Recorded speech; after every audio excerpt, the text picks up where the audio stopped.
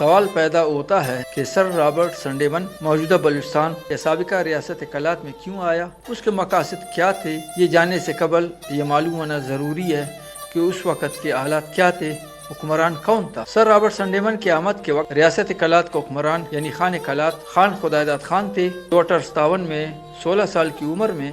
ریاست کلات کے حکمران یعنی خان کلات مقرر ہوئے اور 1893 تک اسی منصب پر فائز رہے۔ خداداد خان کے خان کلات مقرر ہونے کے فوراً بعد قبائلی سرداروں نے خان سے کچھ مطالبات کیے، یعنی نمبر 1،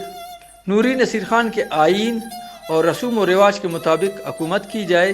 جس میں خان اور سردار باہمی مشاورت کرتے اور کثرت رائے کو مد نظر رکھ کر اقدامات کیے جاتے۔ دربار کے تمام عہدیداران باہمی صلاح مشورہ کے تحت بھرتی کیے جاتے۔ نمبر 2، خان کی تنخواہ دار فوج ختم کی جائے،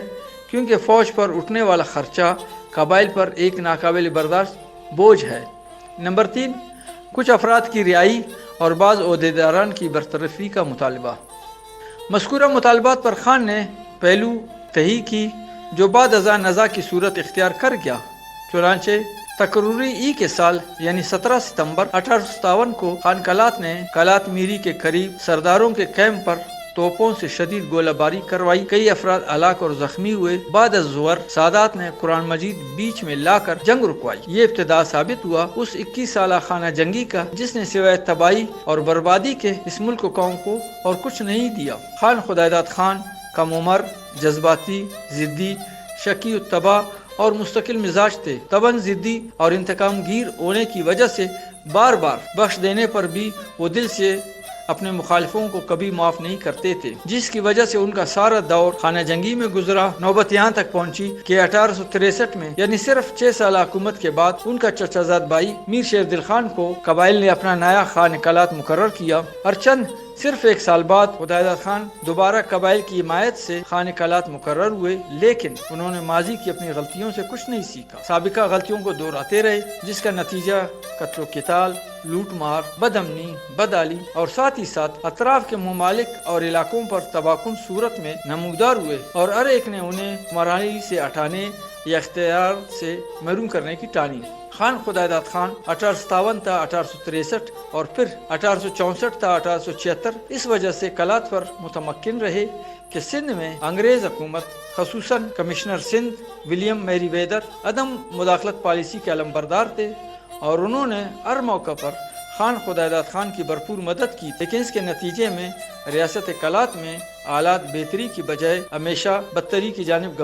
گامزن رہے، اور اس کا سب سے بڑا نقصان درہ بولان کی بندش کی صورت میں سامنے آیا، جس سے ایران، افغانستان اور برصغیر کے درمیان تجارت ہوا کرتی مسلسل بدامنی کی وجہ سے درے سے کاروانوں کی آمد و رفت متاثر ہوئی، جس نے اس پورے علاقے کو بحران سے دوچار کیا۔ خان کلات خان خداداد خان سے جو سنگین غلطیاں سرزد ہوئی وہ کچھ ایسی تھیں، یعنی نمبر 1، لسبیلا کے والی جام میر خان سے خضدار کے قریب زمین کا ایک تنازعہ شروع ہوا، جس نے حل ہونے کا نام نہ لیا۔ نمبر 2،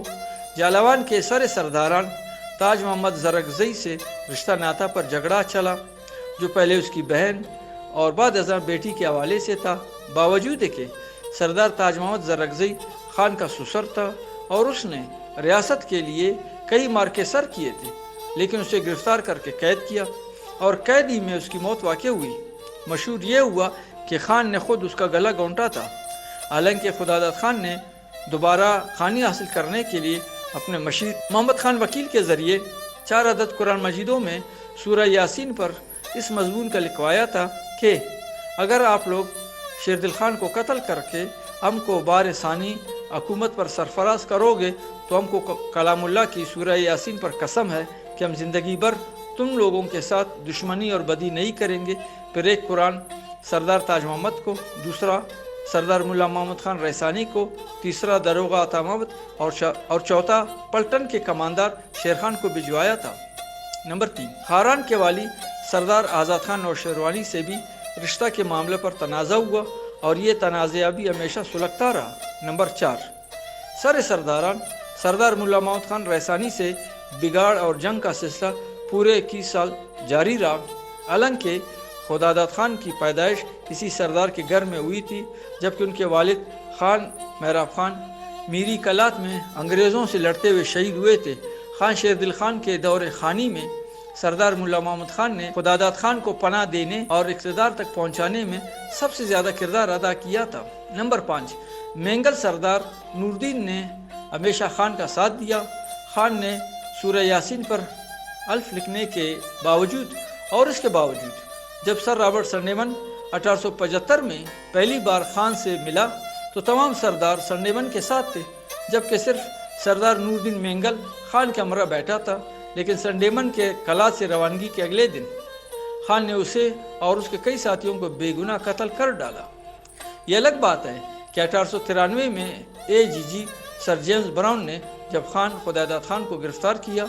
تو انہیں سردار نوردین بہت یاد آئی اور اپنے کیے پر بہت پچھتائے۔